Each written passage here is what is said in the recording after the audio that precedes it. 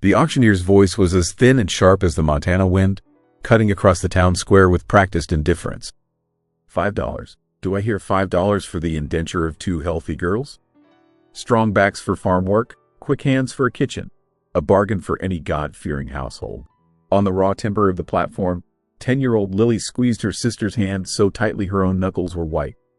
Beside her, 6-year-old Rose stared at the splintered floorboards, her small body trembling.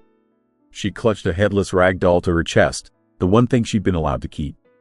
The faces in the crowd below were a blur of cold curiosity. A sea of hats and bonnets turned up to watch their small lives be sold for the price of a sack of flour. This was Redemption, a town that had forgotten the meaning of its own name. The wind whipped a strand of Lily's brown hair across her face, and she tasted dust and grief. It had only been a week since Mama's wagon crash. A week since the world had collapsed into a silent, colorless void. Now, this, Silas Blackwood, the man who owned the town's bank, the general store, and the fear in most people's eyes, stepped forward. He was dressed in a tailored wool coat that seemed to repel the dust clinging to everyone else. A benevolent smile touched his lips, a chilling counterpoint to the deadness in his eyes. "It's a sad duty," he announced to the crowd, his voice smooth and commanding. "But Mary Lawson left behind considerable debts. This is the only legal recourse to settle her accounts and ensure these poor orphans are provided for." A lie. Lily knew it was a lie. Mama owed no one. She had worked her fingers raw on their small homestead, scratching a life from the unforgiving soil. But in Redemption, Silas Blackwood's word was the only truth that mattered. The auctioneer, a man who took his orders from Blackwood, tried again. $5, a pittance for 2 hard workers? The crowd remained silent, their hands deep in their pockets. No one would bid against Blackwood's unspoken claim. He let the silence stretch, savoring his power. Finally, he raised a gloved hand. $10, he said, as if performing an act of great charity. Lily's heart hammered against her ribs. She'd seen the way Blackwood looked at their land, at the creek that ran through it, the only reliable water for miles. He didn't want them, he wanted their home. This was just the final, cruel step in taking it. $10 from Mr. Blackwood, the auctioneer cried, his relief palpable. A generous offer, going once, going twice. The gavel lifted, a small wooden hammer poised to shatter their world completely. "That's far enough." The voice came from the edge of the square, low and rough, like stones grinding together. It wasn't loud, but it cut through the wind and the auctioneer's patter, silencing both. The crowd turned as one, parting like a reluctant sea. A man stood there, a ghost silhouetted against the gray, unforgiving sky. He was tall and gaunt, dressed in the worn buckskins of a man who lived apart from the world. A long rifle was cradled in the crook of his arm. His face was a harsh landscape of its own, carved by sun and sorrow, with eyes that seemed to hold the permanent chill of the high mountain winters. He moved with a coiled stillness, a predator's economy of motion that made the hair on Lily's arms stand on end. Whispers rippled through the crowd, charged with fear and a dark, remembered history. "Jonah, it's him, the sharpshooter." Jonah stepped into the square, his boots making no sound in the thick dust. His gaze swept past the hostile faces, past Blackwood's tightening smile, and settled on the 2 girls on the platform. For the first time, his expression flickered, a deep, old pain surfacing in the cold depths of his eyes. Blackwood recovered first, his voice dripping with condescending amusement. "Jonah, to what do we owe this unexpected visit from Redemption's most famous hermit? Have you come to place a bid?" Jonah's eyes met Blackwood's, and the air between them crackled with unspoken animosity. "The auction's over," he said, his voice flat. "They're my blood, my sister's girls." The declaration hung in the air, a shocking, impossible claim. Lily stared at him, her mind reeling. This was the man from the faded photograph Mama kept hidden in her Bible. The brother who had broken her heart, the uncle they had never known. The dangerous stranger her mother had warned them about in hushed, sad tones. "Your sister?" Blackwood scoffed. "The one you haven't seen in a decade? The one you abandoned to fend for herself?" He turned to the crowd, playing to their prejudice. "The law is clear. These children are wards of the town. They're indentures to be sold to cover their mother's debts." "She had no debts," Jonah stated. The word's a cold, hard fact. "The ledgers say otherwise," Blackwood countered smoothly, gesturing to the town sheriff, a burly man whose loyalty was plainly for sale. Sheriff Brody stepped forward, his hand resting on the butt of his pistol. "This is a legal proceeding. Jonah, you have no standing here." "I'm their kin," Jonah repeated, his voice dropping to a near growl. "That's all the standing I need." He took another step forward, and several men in the crowd instinctively shrank back. Lily watched, her terror warring with a fragile, unfamiliar flicker of hope. This man, this ghost from her mother's past, was fighting for them. No one had fought for them since Mama died. "Kinship must be proven," Blackwood said, sensing he was losing control of the narrative.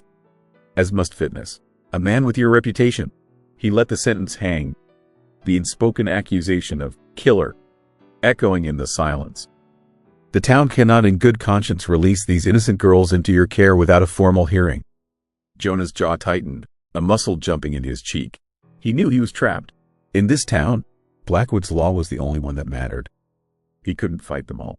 "The circuit judge is due in a week," the sheriff announced, taking his cue from Blackwood.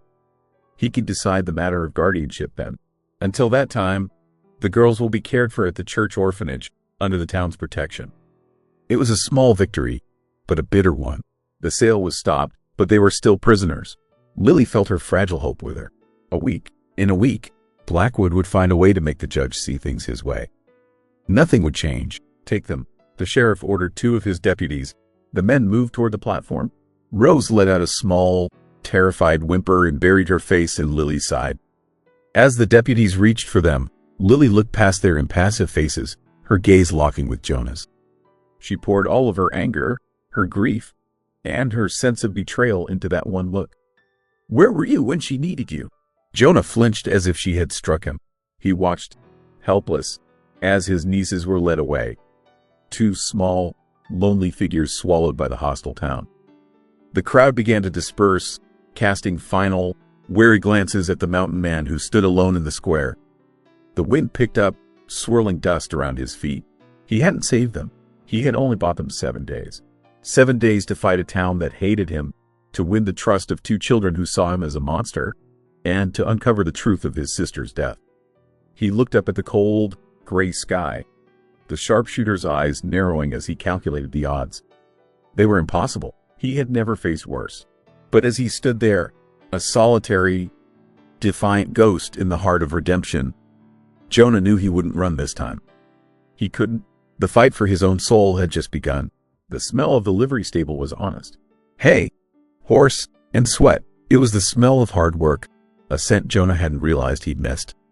It was a grounding anchor in a town that felt like it was floating on a sea of deceit. He'd taken the only job he could get, a position that required a strong back and a tolerance for being invisible, mucking out stalls for Jebediah Stone. Jeb was a man made of leather and gristle, with hands permanently stained by his trade and eyes that had seen too many winters to be fooled by a smooth tongue or a tailored coat. "Don't care what they call you," Jeb had grunted when Jonah asked for the work, not looking up from the horseshoe he was shaping. "The last man I had was a talker. Horses can't stand a talker. They can smell a lie a mile off. Stalls are in the back. Pitchforks by the door. Pay is 50 cents a day and a spot in the loft. You cause trouble, you're gone. You shirk, you're gone." Jonah hadn't said a word. He'd simply picked up the pitchfork and started working. The rhythmic, mindless labor was a kind of penance. Each forkful of soiled hay was a memory he tried to lift and discard. The burn in his shoulders was a welcome distraction from the ache in his chest. For 3 days, he worked from before dawn until after dusk, speaking only to the horses, who seemed to accept his silent presence without judgment. But as the sun began its slow descent on the 3rd day, the gnawing need to see his nieces became unbearable. He washed his hands and face at the pump, the icy water a shock to his skin, and walked a short distance to the church. The orphanage was a stark, whitewashed building attached to the back, its windows like vacant eyes staring out at a barren yard. He knocked, the sound unnaturally loud in the evening quiet. The door was opened by Reverend Miller, a man whose spine seemed to have been surgically removed. He was small and timid, with watery eyes that refused to meet Jonah's. "I'm here to see my nieces," Jonah said, his voice a low rumble. "Lily and Rose Lawson." "Ah, Mr. Lawson," or Jonah. "Is it?" The Reverend wrung his hands. "I'm afraid that's not possible." Mr. Blackwood was very clear. The children are to have no visitors until the judge arrives. For their own well-being, you understand. I'm not a visitor, I'm their uncle, Jonah stated, his patience fraying. Yes, well, that is the matter under dispute, isn't it? Miller began to close the door. It's for the best. The girls are settling in. Reverend, surely Christian charity allows a man 5 minutes with his kin? The new voice was calm and clear, and it stopped the Reverend's hand. A woman stood just behind Jonah. She was dressed in a simple but well-kept dress, her auburn hair pinned neatly beneath a practical bonnet. She carried a stack of books, and her face held an expression of quiet intelligence and unwavering principle. This had to be the schoolteacher. Miss Vance, the Reverend stammered. Flustered. I was just explaining. I heard what you were explaining, Alara Vance said, her gaze steady. And I believe it runs contrary to the very teachings you espouse from the pulpit. The man is their only family. Denying him a moment of comfort is an act of cruelty, not protection. Reverend Miller paled, caught between the schoolteacher's moral authority and Blackwood's temporal power. He chose the path of least immediate resistance. 5 minutes, he conceded, stepping back. And I must remain present. The main room of the orphanage was as cold and sterile as Jonah had imagined. It smelled of lye soap and loneliness. Lily and Rose were sitting at a long, bare table, staring at bowls of thin gruel. At the sight of Jonah, Rose let out a tiny gasp and shrank behind Alara's skirts, her small hands clutching the headless doll. Lily, however, stood her ground. Her face was pale and her eyes were shadowed with a grief too heavy for a child, but they burned with a cold, pure anger. Jonah's throat felt tight. He took a half step forward, his hands aching with the need to reach out, to comfort them, but he knew any move he made would only frighten them more. Lily, he said, his voice rougher than he intended. Rose, he didn't know what to say. I'm sorry, I'm here now. The words were ash in his mouth. Lily looked straight at him, and the carefully constructed walls around Jonah's heart cracked under the force of her gaze. Mama waited for a letter, she said, her voice trembling but fierce. Every day, she watched the road. She told us you'd write. She said you'd come for us. Her chin quivered, but she did not cry. You never wrote. You let her die alone. The accusation struck Jonah with the force of a rifle butt to the gut. It was the raw, unvarnished truth of a wounded child, and there was no defense against it. He could see the years of his own silence, his self-imposed exile, reflected in his niece's eyes. It wasn't just Blackwood or the town that saw him as a monster. His own family did, too. He stood there, the sharpshooter who could hold his breath for 2 minutes to make a half-mile shot, now unable to draw a single steady breath. He had faced down cannons and cavalry charges, but he had no weapon against this. He simply stood and took the blow, the silence in the room echoing with his failure. Time's up, the Reverend said, his voice laced with an inappropriate amount of relief. Jonah turned and walked out without another word. The image of Lily's accusing eyes and Rose's terrified face burned into his mind. He was mending a harness in the fading light of the livery when they came for him. There were 2 of them, big men who moved with the lazy arrogance of bullies. Jonah recognized one as Cale, Blackwood's right hand, a man with a perpetually cruel smirk. Evening, sharpshooter, Cale drawled, leaning against the stall door. Heard you were good with a rifle. How are you with a pitchfork? Jonah didn't look up from his work, his hands moving with slow, deliberate precision, stitching the thick leather. Jeb was in the front office, settling his accounts. They were alone. Mr. Blackwood is a generous man, Cale continued, circling him. He feels you've been put to a great inconvenience. He'd like to pay for your train ticket, the midnight one, eastbound. Jonah pulled a stitch tight. I'm not leaving. That wasn't a request. The second man moved to block the main door. Cale took a step closer, his hand dropping to the hilt of the large knife on his belt. You see, your presence here is a disruption. Bad for business, bad for morale. It's better for everyone if you just disappear. Jonah slowly set down the harness in the awl. He rose to his feet, not with aggression, but with a weary finality. For the first time, he looked directly at Cale. The cold, dead focus in his eyes made the bully's smirk falter. Tell Blackwood I'm not for sale, Jonah said. Cale laughed, though it sounded forced. Wrong answer. He drew his knife. The attack was clumsy and predictable. Jonah sidestepped the wild slash, using Cale's own momentum against him. He grabbed the man's wrist, twisted, and a sharp crack echoed in the cavernous stable as the bone in Cale's forearm snapped. Cale screamed, dropping the knife. Jonah didn't stop. He pivoted, driving his elbow into the second man's throat as he charged forward. The man collapsed, gagging and clutching at his crushed windpipe. In less than 5 seconds, it was over. Cale was on his knees, cradling his broken arm, his face a mask of shock and agony. The other man was writhing on the hay-strewn floor, fighting for breath. Jonah hadn't raised his voice. He hadn't broken a sweat. He had simply moved with the lethal, dispassionate efficiency that the war had burned into his bones. He picked up Cale's knife, tested its weight, then calmly used it to slice a strip from a nearby leather strap. He knelt and, ignoring Cale's whimpers, quickly fashioned a crude but effective splint for the broken arm. "This will hold until you get to the doctor," he said, his voice devoid of emotion. He stood and looked down at them, two broken bullies in the dust. "Go back to Blackwood. Tell him this is his only warning. Stay away from my nieces. Stay away from me." He turned his back on them and walked back to the harness he'd been mending, picking up the awl as if nothing had happened. Cale staggered to his feet, helped his gasping partner up, and they stumbled out of the livery and into the night. Jonah stood in the quiet darkness of the stable, the familiar scent of horse and hay around him. His knuckles were bruised, but the physical pain was nothing. It was Lily's words that echoed in the silence, sharper than any knife, more damaging than any fist. "You let her die alone." He had won the physical fight with ease, reinforcing his reputation as a man to be feared. But in doing so, he knew he had only made it harder to win the one battle that truly mattered. The lantern cast a small, golden circle of warmth in the vast, shadowed space of the livery. Outside, the wind had picked up, a low, mournful sound that slid through the cracks in the barnwood.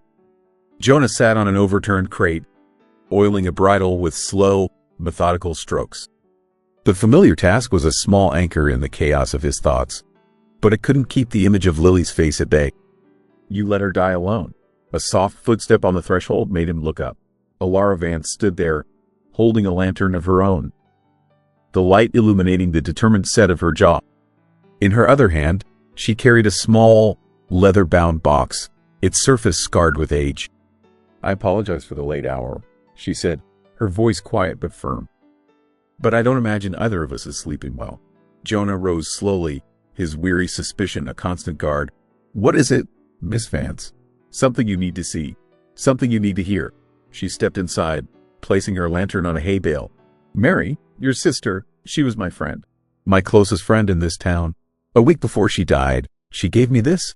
She held out the box. "She made me promise to give it to you, should you ever come back." Jonah stared at the box as if it were a coiled snake. It was his mother's old letter box. He recognized the silver tarnished clasp. The last time he'd seen it was the day he left home, the day he'd walked away from his sister's tearful pleas to stay. He made no move to take it, understanding. Alara set the box down and lifted the lid. It wasn't locked. Inside lay a stack of letters, tied with a faded blue ribbon, the same ribbon Mary had worn in her hair as a girl. "She wrote to you," Alara said softly. "Often, but she never sent them. She was afraid. Afraid they would be intercepted, or that they would put you in danger if you tried to come back." Jonah's hands, so steady with a rifle or a tool, trembled slightly. He couldn't bring himself to touch them. He couldn't bear to face the words of the sister he had failed so profoundly. Alara seemed to sense his paralysis. "May I?" she asked gently. He gave a curt, almost imperceptible nod. She untied the ribbon, her movements careful and reverent, and unfolded the first letter. The date on it was from over a year ago. She began to read, her schoolteacher's voice giving life to the ink on the page. "My dearest Jonah, the girls are growing so quickly. Lily has your stubborn chin and your serious eyes. Rose is a little sprite, all sunshine and laughter. I wish you could see them. The homestead is hard, but we manage. The spring was wet, and the creek is running full. I think of you whenever I see the mountains, wondering if you are safe, if you are well."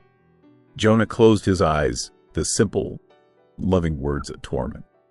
He could hear Mary's voice in them, could picture her sitting at their small kitchen table, penning the words by candlelight. Alara picked up another letter, from months later. The tone had changed. "Something is wrong, Jonah. Mr. Blackwood has bought the land upstream. Last week, his men built a dam. Just a small one, they said, for their cattle. but our creek has slowed to a trickle. My crops are withering. When I went to him, he smiled that cold smile of his and said it was a pity that this land was too harsh for a woman alone. He offered to buy the homestead for almost nothing. Jonah's eyes snapped open. The methodical oiling of the bridle was forgotten. Alara continued, her voice now edged with the tension woven into the words she read. Another letter, dated a month before the crash. He is trying to starve us out. The well is low, and the creek is bone dry. I've had to sell off most of the cattle. Lily is so angry. She understands what's happening. Rose just gets quieter. I went to the sheriff, but he said it was a property dispute. Nothing he could do. Blackwood owns him. Jonah. He owns this whole town. Sometimes, at night, I see his men riding the perimeter of our land, just watching. I'm starting to be afraid. The final letter was short, the handwriting less steady. It was dated 2 days before her death. I'm writing this because I don't know who else to turn to. Blackwood was here today. He knows I won't last the winter. He made a final offer. He said I should think of the girl's future. There was something in his eyes, Jonah. A finality. He spoke of the road into town, how treacherous it is at Blackwood's Bend, how easily accidents can happen. It wasn't a suggestion, it was a threat. If anything happens to me, don't believe it was an accident. Promise me you will come for the girls. Promise me you won't let him have them. The letter ended there. Alara carefully folded the paper, her own eyes glistening. The silence in the livery was heavy, broken only by the mournful cry of the wind. Jonah stood motionless, but inside him, a glacier of grief and guilt that had been frozen for years finally shattered. The shards were not of sorrow, but of a cold, diamond-hard rage. It wasn't just that he had let her die alone. It was that she had been murdered, and he hadn't been there to stop it. His mission had changed. This was no longer about guardianship. It was about justice. Thank you, he said, the words rough and raw. She loved you, Jonah, Alara said, her voice thick with emotion. She never stopped believing you would come back. He couldn't respond. He turned away, picking up a block of pine from Jeb's scrap pile and the knife from his belt. His hands needed to do something, to channel the storm that was raging inside him. He began to carve, the knife moving with a sureness and delicacy that seemed at odds with his calloused hands. Shavings fell to the floor like snow as a shape began to emerge from the wood.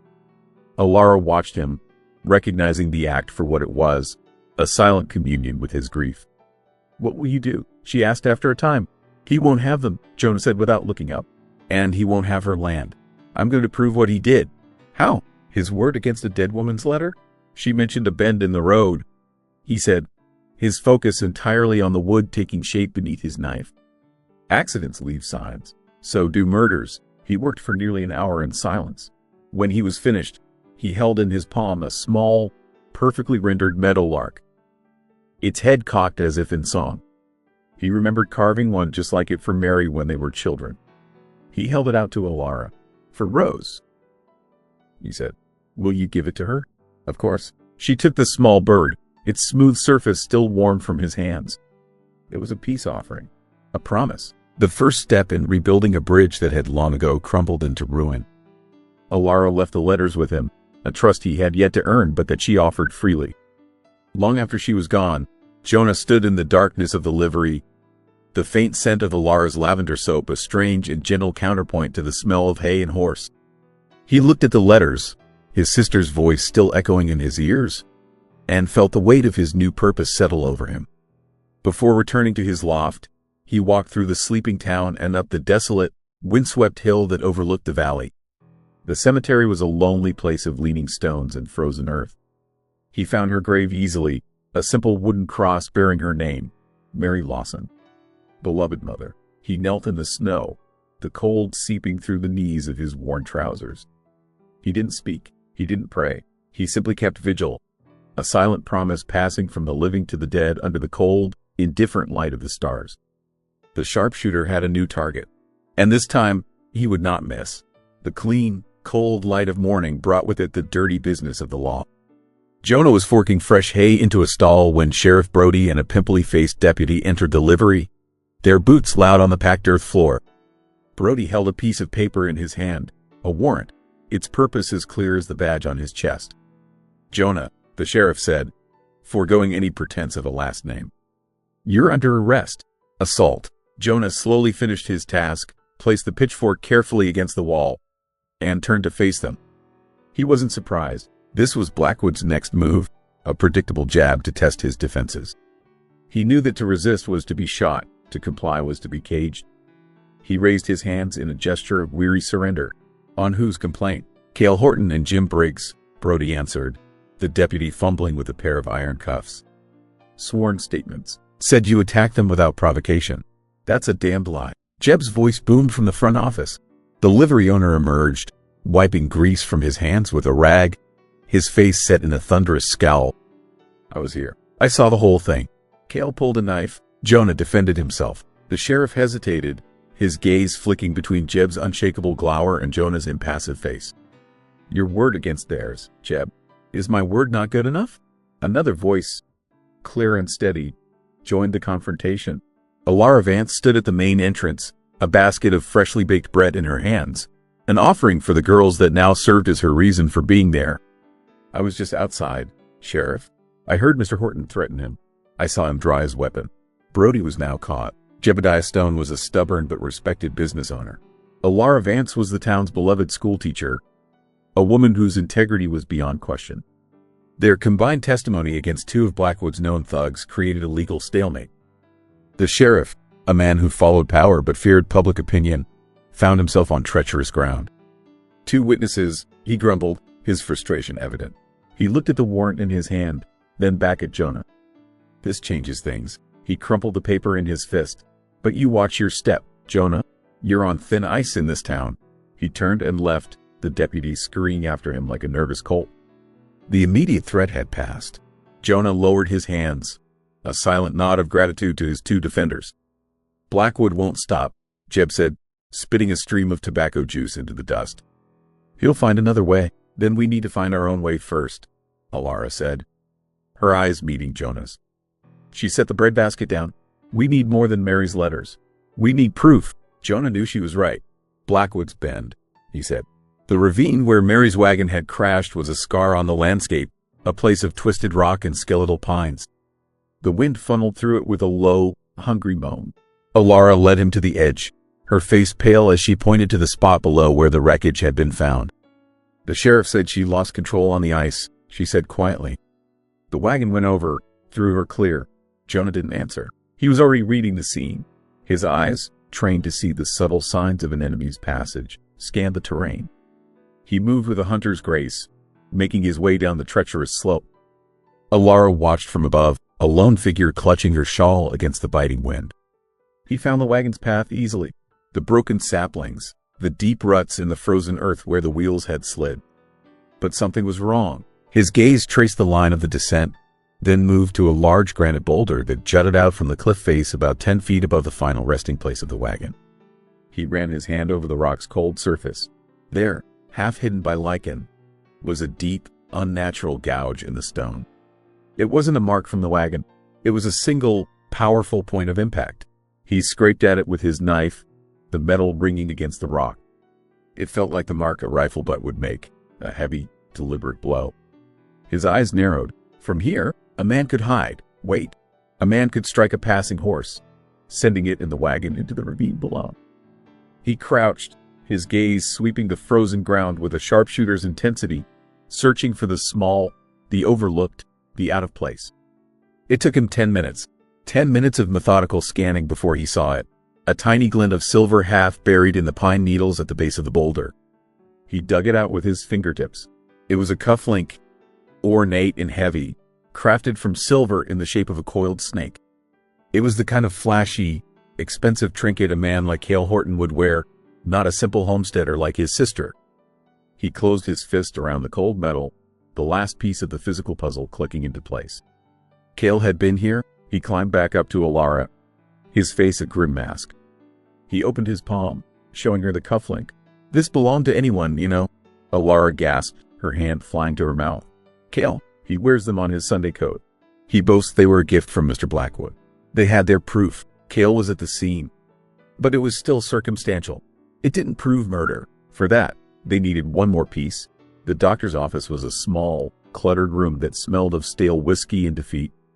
Dr. Adams, a man whose hands trembled more from drink than from age, looked up with rheumy eyes as they entered.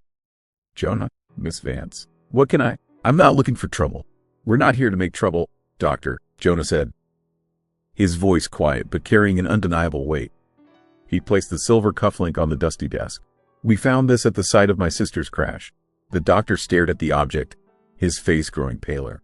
You were the one who examined her body, Jonah continued. The official report said her injuries were consistent with a fall. That's right, the report. Adams licked his dry lips. I was a field surgeon for 4 years, Jonah said, his voice dropping lower. I know what a body looks like after a fall from a wagon. And I know what it looks like after it's been struck.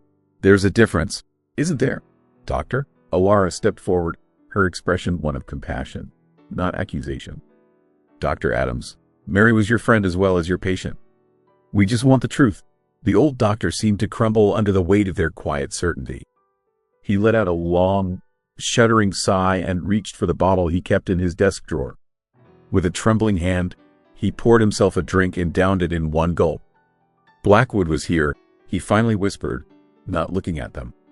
Before I even went out to the site, he said it was a tragic accident. He said the official report needed to reflect that, for the good of the town, to avoid any unnecessary speculation. And her injuries? Jonah pressed. The doctor's gaze met his, and for the first time, Jonah saw a flicker of the man of medicine he must have once been.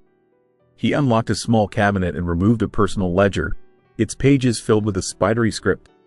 He flipped through it until he found the right entry. Multiple contusions, a compound fracture of the left leg, he read, his voice barely audible, and a significant depressed fracture of the right temporal bone. He looked up, his eyes full of a terrible shame. The fall could have caused the broken leg. It wouldn't have caused that head injury.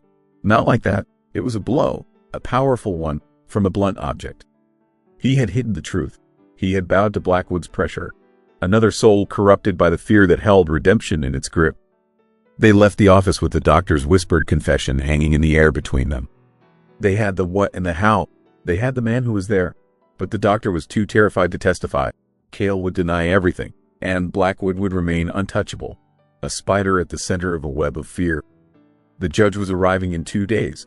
The clock was ticking, and they were still missing the one thing that could connect the crime to the man who ordered it. As they stepped out into the biting wind, Jonah looked down the dusty main street toward the church where his nieces were being held. His resolve hardened. The fight was no longer just for Mary's memory. It was for the future of 2 small girls who deserved to grow up in a world where the truth mattered. And Silas Blackwood was not a man to wait patiently for his enemies to assemble their weapons. Jonah was cleaning his rifle in the livery's flickering lantern light, the familiar scent of gun oil and steel a small comfort in the suffocating tension, when Alara burst in. Her bonnet was gone, her auburn hair a wild halo around a face stripped bare by terror. Jonah, they've taken her. The rifle clattered onto the workbench. He was across the stable in 3 long strides, his hands gripping her shoulders, steadying her. Who? Taken who? Lily, she gasped, her breath coming in ragged sobs. She pressed a crumpled piece of paper into his hand. The Reverend found this pinned to the orphanage door not 10 minutes ago. Rose was inside, alone, hiding under her bed. Jonah's eyes scanned the crudely scrawled words, the letters thick and menacing. The message was simple and brutal. Midnight train, eastbound. Be on it. Alone. Or the girl dies. The world narrowed to the words on the page. A cold, familiar calm descended over him. The sharpshooter's calm. The dispassionate focus that precedes a kill. He had felt it 100 times on the battlefield. He had never expected to feel it fighting for a child. His niece. It's a bluff, Alara said, her voice desperate. He wouldn't dare harm her. He just wants to scare you into running. Jonah looked into her hopeful, terrified eyes and couldn't bring himself to tell her the truth he knew in his bones. Silas Blackwood was a man who pruned away problems. A 10-year-old girl who was the rightful heir to the land he craved was a problem. I'm going, he said, his voice flat. He was already moving, checking the rifle, sliding extra cartridges into his coat pocket. No, Alara grabbed his arm, her grip surprisingly strong. That's what he wants. You can't go. We have the evidence. We have the doctor's testimony. We can fight him tomorrow, in the light, with the law on our side. The law in this town belongs to him, Jonah said, gently but firmly removing her hand. Her life is worth more than a piece of land. It's worth more than my justice. It was an impossible choice, the one Blackwood had engineered with chilling precision, his sister's memory or his sister's child. There was no choice at all. "He'll kill you, Jonah," she whispered, tears streaming down her face. "It's a trap. You know it is." "Yes," he said. He met her gaze, and in that moment, she saw the ghost he kept locked away.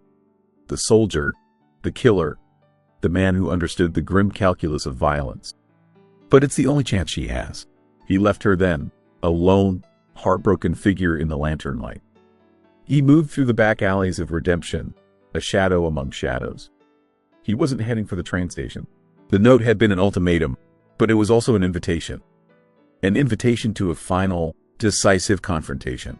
Blackwood wouldn't just let him leave. He would want to see him broken or buried. And that meant there was a place, a location. The old abandoned grist mill at the edge of town, a skeletal ruin against the moonlit sky, was the only logical spot. Isolated, defensible, a place where a man could disappear. He approached it from downwind, circling through the frozen marsh that bordered the creek. The cold seeped into his bones, but he ignored it.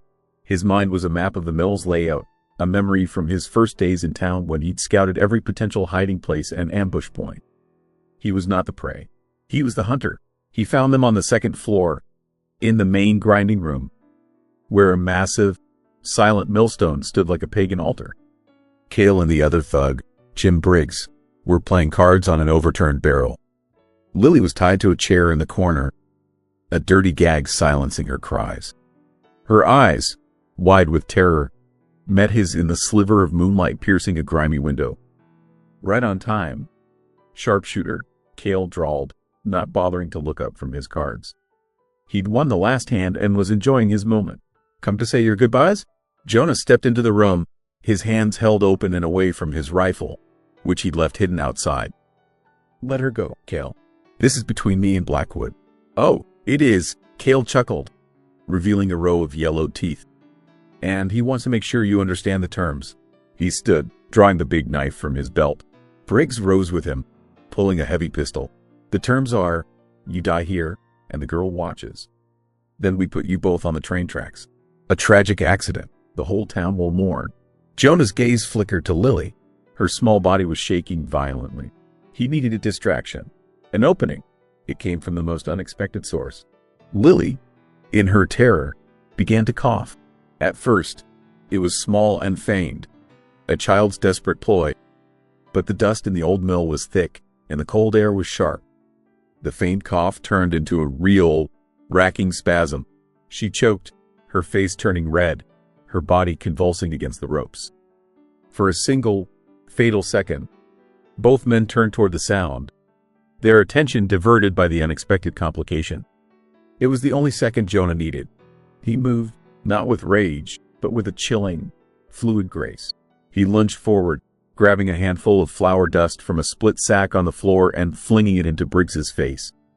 The man screamed, dropping his pistol as the fine powder blinded him. Jonah didn't pause. He kicked the man's knee sideways. A sickening crunch echoed in the room as the joint gave way. Cale recovered, slashing wildly with his knife.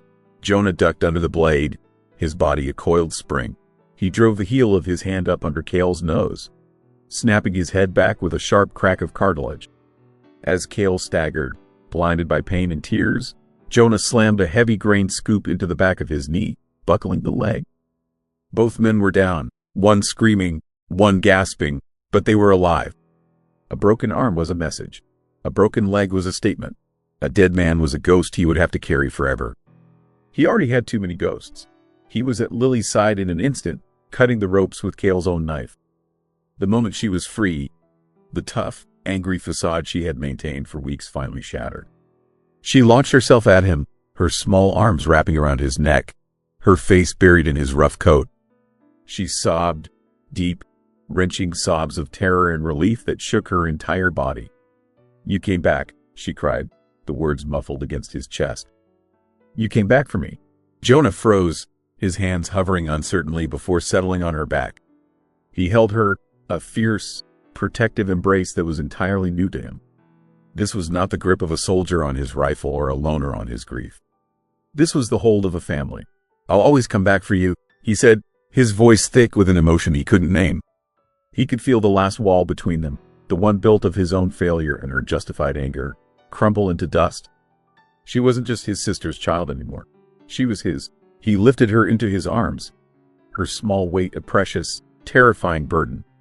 As he carried her from the dark, decaying mill, leaving the two broken men to their fate, he knew he had won. He had faced down the violence within himself and used it not to kill, but to save.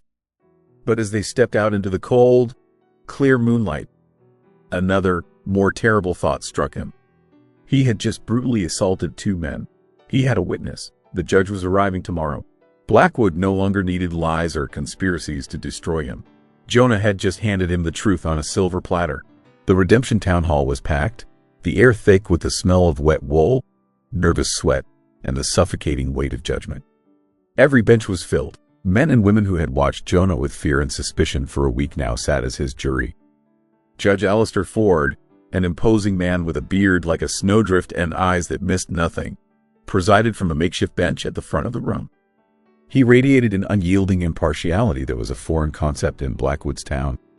Jonah stood before him, Alara at his side. He felt strangely calm. The fear had burned away in the grist mill, leaving behind only a cold, hard resolve. Lily sat on the front bench, her hand held tightly in Alara's, her eyes fixed on Jonah with a fierce, newfound loyalty. Silas Blackwood, looking every bit the concerned community leader, sat with his lawyer, a slick, well-dressed man from Helena. The case they presented was simple and damning. They painted Jonah as a violent drifter with a shadowy past, a man who had responded to a simple misunderstanding with brutal, unprovoked force. They had the sworn testimony of Cale Horton and Jim Briggs. Their injuries, a broken arm, a shattered kneecap, vivid proof of the assault. This man is a menace, Blackwood's lawyer concluded, his voice ringing with false righteousness. Unfit to care for himself, let alone two innocent orphan girls. We ask the court to deny his petition for guardianship and to hold him accountable for his vicious crimes. Then it was Jonah's turn. He didn't have a lawyer. He had only the truth. He spoke plainly, his voice low but carrying to every corner of the room. He told them of the abduction, of the note, of the trap at the mill. They intended to kill me and my niece, he stated, his gaze locking with the judge's. I did what was necessary to protect her. The force I used was deliberate and controlled. I did not kill them because my purpose was to save a life, not to take one. Alara stepped forward, presenting Mary's letters as evidence of Blackwood's motive, of his long campaign of intimidation.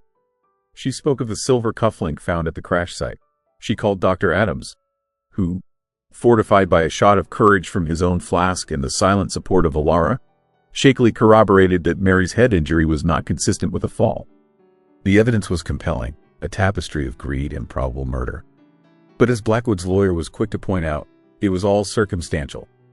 A dead woman's letters? A drunkard's memory? A common cufflink? He scoffed. This is a desperate fantasy, Your Honor, concocted to excuse a brutal assault. The only provable fact in this room is that two men were savagely beaten by the petitioner.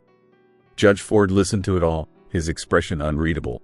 He steepled his fingers, his gaze moving from Blackwood's smug confidence to Jonah's stoic resolve. The room held its breath. Jonah could feel the tide turning against him. The law was a blunt instrument, and the facts of the assault were undeniable, while the truth of Mary's death remained shrouded in whispers and shadows. While the circumstances surrounding Mary Lawson's death are troubling, the judge finally said, his deep voice filling the hall, they are not the matter before this court. The matter is one of guardianship and of the assault committed last night. Based on the evidence presented, he paused, and in that pause, Jonah knew he had lost. He had saved Lily, but he would lose them both. He would be sent to the territorial prison at Deer Lodge, and the girls would be given to Blackwood. It was then that a small sound cut through the tense silence. A tiny, almost inaudible scrape of a boot on the floorboards. Rose, who had been sitting silently beside Lily, clutching the wooden metal arc Jonah had carved, slid off the bench. Before Alara could stop her, she walked, small and resolute, toward the front of the room. The entire town hall watched, stunned, as the silent, ghost-like child made her way to the judge's bench. She stopped directly in front of Judge Ford, so small he had to lean forward to see her. She didn't look at Cale or Blackwood. She looked only at the judge, Her eyes, mirrors of her mother's, clear and unwavering. "What is it, child?" the judge asked, his stern demeanor softening slightly at the sight of her. Rose held up the metal art. Then she pointed a small, trembling finger directly at Cale Horton, who was sitting with the other witnesses, his arm in a sling. "He was the scary man," she said. Her voice was a whisper, but in the dead silent room, it was as loud as a gunshot. It was the first time most people in the town had heard her speak in a year. "The scary man was in the wagon," she continued, her voice gaining a strange, unshakable strength. "With Mama." A gasp went through the crowd. Blackwood shot to his feet. "Your Honor, this is absurd. The child is traumatized. Her testimony unreliable." "Sit down, Mr. Blackwood," Judge Ford commanded, his eyes locked on Rose. "Let the child speak." Rose turned her gaze to him. "I was hiding," she said, her voice clear and simple, "under the grain sacks in the back. Mama said to be quiet, like a mouse. We were going to town to mail a letter to Uncle Jonah." She paused, her small face clouded with the memory. The scary man jumped out from the trees at the bend. He was angry. He yelled at Mama. He hit the horse with his gun. She held up the wooden bird, pointing to a small, dark gouge in its wing that Jonah hadn't noticed before. He hit the bird, too. The child's testimony was a lightning strike of truth in a room full of lies. The detail of the mark on the toy, a small, corroborating fact that no one could have invented, gave her words an unassailable power. "He hit the horse," Rose repeated, tears now welling in her eyes. "And the wagon went sleepy by off the road. Mama went sleepy by, too." The scary man looked at her for a long time. Then he ran away. The room was utterly still. Every eye was on Cale Horton. The bully's face had drained of all color. He was trapped, undone by the one witness no one, not even Blackwood, had known existed. Cale broke. A choked sob escaped his lips. "He made me do it," he blubbered, pointing a shaking finger at Blackwood. "Blackwood," he said, to just scare her, make her sign the papers. But she wouldn't. She fought back. "It was an accident, I swear." His confession, a torrent of desperate, self-serving words, sealed Blackwood's fate. The great man of redemption sat frozen, his mask of civility finally shattered, revealing the hollow, craven man beneath. "Sheriff Brody," Judge Ford said, his voice like the crack of doom. "Arrest these men, both of them, for the murder of Mary Lawson." The town hall erupted. In the chaos, Jonah moved to the front, kneeling before his small, brave niece. He didn't speak. He couldn't. He simply opened his arms, and Rose, for the first time, went into them without hesitation, burying her face in his shoulder. Over her head, his eyes met Lily's, and he saw in them not anger or blame, but a shared, profound relief. The fight was over. They walked out of the town hall an hour later, stepping from the shadows of the courtroom into the bright, clean light of the afternoon. The town of Redemption was already changing. People spoke in hushed, excited tones, their faces holding a mixture of shock and liberation. The tyrant was gone. The fear was broken. Judge Ford had granted Jonah temporary guardianship, with a formal review in a month, a mere formality. As they walked, Jonah reached into his coat pocket. His fingers closed around the worn silver sharpshooter's medal he had carried for 15 years, a last, tangible piece of the man he used to be. He looked at it for a long moment, the polished surface reflecting the faces of his nieces. Then, with a simple, decisive flick of his wrist, he tossed it into the dust of the main street. It landed without a sound and was immediately lost in the dirt. Alara, walking beside him, slipped her hand into his.